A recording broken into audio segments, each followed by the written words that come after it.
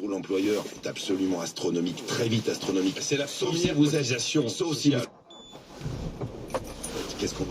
On veut que les jeunes générations soient tous au SMIC à la fin. C'est ça qu'on va finir par faire ça. Alors que dès que vous êtes dans l'éducation, c'est-à-dire qu'ils ont payé très cher leur éducation en plus, c'est les générations. Qui a payé très cher sur l'éducation? Les jeunes générations. L'investissement dans l'éducation chez les jeunes générations est incommensurablement supérieur à ce qu'il a été chez les classes d'âge chez vous. Il est où cet investissement dans l'éducation? Privé supérieur. Oui, dans le privé supérieur. Donc le mea culpa du boomer, il faut qu'il soit fait aussi. Ouais. Il y a plein de réactions, malheureusement, j'ai pas le temps de toutes les lire. Oui, je voulais vous. On peut faire une pause, hein, si vous voulez. Non, ben il y a un truc qui m'a énervé hier. J'ai regardé les chaînes d'infos et on a ressorti de la naphtaline Jacqueline Moureau. C'est l'une des premières voix qui avait appelé un peu, qui avait excité la mobilisation. Et alors, bon, elle n'a pas été que sur CNews, elle a été ailleurs. Et là, il y a un parterre le soir dans les débats de chroniqueurs qui sont objectivement compétents, qui savent très bien de quoi il leur tourne. Et là, on laisse Jacqueline Moureau dire n'importe quoi. Oui, on est à 14% d'inflation, j'entends personne sur le plateau. Non, on n'est pas à 14% d'inflation. On l'est sur certains biens, certains services, mais pas sur l'ensemble des biens et services. Et puis là, elle commence à expliquer qu'Emmanuel Macron est un fonctionnaire de Bruxelles. Fonctionnaire de Bruxelles parce qu'il refuse de sortir de l'AREN. L'AREN, c'est le tarif encadré d'EDF par l'État. Je me suis demandé de quoi elle parlait, parce que l'AREN, au contraire, c'est un tarif encadré qui préserve les clients d'EDF des hausses de prix. Et elle accuse Emmanuel Macron de ne pas vouloir sortir de ce tarif, alors que c'est une protection pour 70% des ménages qui sont clients d'EDF. Et Emmanuel Macron et la France sont en bisbille face à Bruxelles sur ce sujet, et pas en complicité ou fonctionnaire de Bruxelles. Là, c'est pareil, personne ne réagit sur le plateau. Et Emmanuel Macron est programmé pour détruire le pays, dit Jacqueline Moreau hier vers 18h30 en direct. Je sais pas, ma réaction vous semble... J'ai plein d'auditeurs qui ont réagi. J'ai juste une question à vous poser. Oui, vas-y, c'est Jacqueline Moreau que vous contestez ou c'est News? les deux. Oui. Je veux bien qu'on donne la que... parole à quelqu'un, mais quand on entend des âneries pareilles, des contresens pareils et qu'on ne réagit pas, là, Nicolas Dose, les Gilets jaunes, c'est une création médiatique. Il faut remettre les choses au point. Une vraie manif.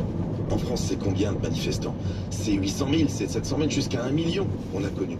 La plus grande manifestation des Gilets jaunes, c'était 350 000 personnes dans la rue. Ensuite, on a eu un nombre de samedis incommensurable avec 30 000 personnes à l'échelle nationale. À Châtellerault, d'où je viens, il y avait 14 bonhommes sur le rond-point de l'autoroute. Eh bien, pour autant, il y avait, comme s'il y avait de la casse sur les Champs-Élysées, il y avait des caméras de BFM TV qui étaient là, absolument en continu, et qui racontaient que la France était à feu et à sang et qu'on était en 1789. Une pause, mais franchement, c'est une création strictement qui n'a aucune légitimité démocratique. Ils ont essayé de se présenter. Mais non, mais il n'y a pas de ils n'ont rien fait. Il n'y a pas de Ils n'ont absolument rien fait. Aucune légitimité syndicale, aucune légitimité démocratique. Et c'est vrai que ça plaît aux journalistes. C'est le monde dans lequel on vit. Hier, quand j'entends effectivement que le gouvernement va péter si on ne sort pas de l'AREN, là, je me dis, mais de quoi parle-t-elle? Et après, il n'y a pas que chez nous. Parce que là, le mot gilet jaunisation commence à survenir partout. On n'est pas obligé de débattre de ça, hein. On a plein de sujets à suivre sur l'inflation, le marché de l'immobilier. Non, mais quand on vient dans votre émission, on ne peut pas dire de bêtises, parce que dès qu'on dit une bêtise, vous nous reprenez. Donc, ça dépend.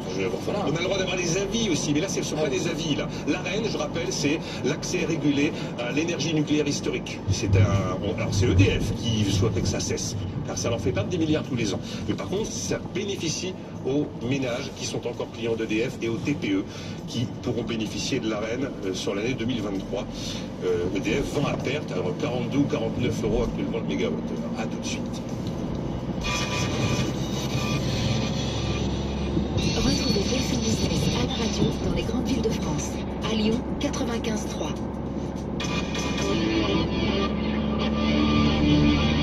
Débat et controverse sur BFM. Nicolas Dose accueille les extraits. Guillaume Poitinal, chef d'entreprise, fondateur de WO2, promoteur immobilier bas carbone. Il a publié Pour en finir avec l'apocalypse, une écologie de l'action chez Stock. Robert Yvaton, le directeur général, ça y est, je croyais que je l'avais corrigé. Directeur général de Stonal, fondateur de Real Estate, membre du conseil scientifique de la Fondapol. On peut vous lire dans Souriez, vous êtes filmé, le livre qui vous fera aimer la surveillance aux éditions conservatoires. Xavier Timbaud, directeur principal à l'OFCE.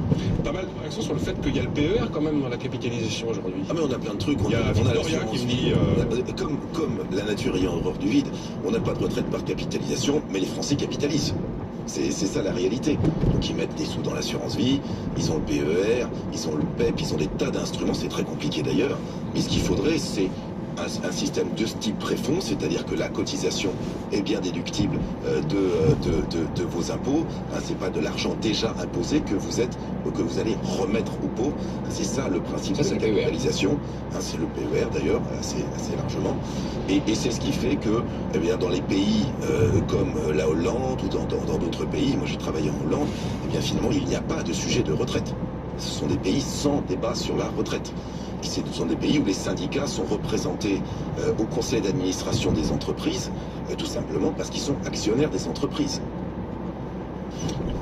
Xavier Tarbeau, le chef économiste de COFAS ce matin dans les Échos, il est le premier, à ma connaissance, à nous dire que le pire de l'inflation est devant nous. Mais devant nous, ça veut dire que ça va s'aggraver au fil de l'année 2023 pour continuer à grimper et même pouvoir rebondir au deuxième semestre 2023, ce qui va à l'encontre de ce que prévoit la Banque de France, de ce que prévoient à peu près tous les organismes de conjoncture. Ça vous frappe comme moi ou vous vous dites décidément que cette inflation est absolument insaisissable? Non, ça me frappe un peu comme vous. C'est bon, il y a un petit côté un peu contrariant chez cet économiste. Oui, j'ai même pas noté son nom, j'ai oublié. Et puis, je veux dire, dans le business des prévisions, disons, on a toujours intérêt parfois à se distinguer. Oui. On ne sait jamais, on peut avoir raison. Et si on a tort, on n'aura pas plus tort que les autres, quoi. Donc voilà. L'argument qu'il donne, puisque j'ai lu son interview dans les Échos, je crois, l'argument qu'il donne est modérément convaincant. C'est-à-dire, il dit, voilà, les prix de l'énergie vont effectivement baisser. Ils sont en train de baisser, donc la prévision est plutôt simple à faire. Et puis tout le monde l'a fait, donc il n'y a pas de vraiment d'originalité là-dedans. Et il dit, mais une fois qu'elle va baisser, en fait, la croissance va reprendre et du coup, ça va se retendre sur l'énergie. Bon. Oui, c'est l'idée que la Chine repartirait. Il y a une petite confusion d'analyse, je dirais, qui est que les facteurs qui ont conduit à l'augmentation des prix de l'énergie sont des facteurs essentiellement géopolitiques. Il ne faut pas oublier que tout ça est lié au conflit entre la Russie et le reste du monde, on va dire, et ça a propulsé les prix de l'énergie très très haut. La question du Covid, de la sortie du Covid, de la reprise de l'activité, etc., sont des phénomènes qui jouent, mais qui jouent marginalement par rapport à ce facteur premier. Voilà, donc en fait, sur la question des prix de l'énergie, tout dépendra de ce qu'il en est du conflit. Et là, en matière de prévision sur les conflits, c'est très compliqué. C'est-à-dire que personne n'est vraiment capable de savoir qu'est-ce qui va se passer l'hiver prochain. Est-ce que les pays européens seront arrivés à réduire de 20% leur consommation de gaz ou de 15% leur consommation de gaz, ce qui n'est pas un objectif déliant, loin de là. Mais est-ce qu'ils y seront arrivés ou est-ce que la Russie va récupérer la main? Est-ce que le conflit persistera et que la Russie aura encore la possibilité de faire pression sur les pays européens? C'est pas du tout clair aussi, parce que maintenant qu'ils ont coupé le gaz, en fait, ils ont perdu le levier. Ou la météo sera clémente. Est-ce que la météo sera clémente? Donc voilà, on a tout un tas de facteurs qui font que on ne sait pas trop. On peut avoir un rebond de l'inflation à l'hiver prochain à cause du gaz et d'une météo pas clémente. Et à ce moment-là, Ludovic Subran aura raison. C'est pas Ludovic Subran. Pardon. J'ai oublié son nom. Okay, Ludovic Subran, c'est Alliance. Notre ami de la COFAS aura raison, mais sinon il aura tort. Voilà. Enfin, c'est un sujet. L'INSEE pense qu'on retombe à 5,5% d'inflation en France. D'ailleurs, on va avoir des chiffres. On a eu des chiffres aujourd'hui. Oui, et c'est assez raisonnable de penser ça aujourd'hui. 5,5% d'inflation en rythme annuel. Et donc on n'est pas à 14%. Et au pic, on sera entre 7 et 8. Vous voulez dire un mot d'inflation?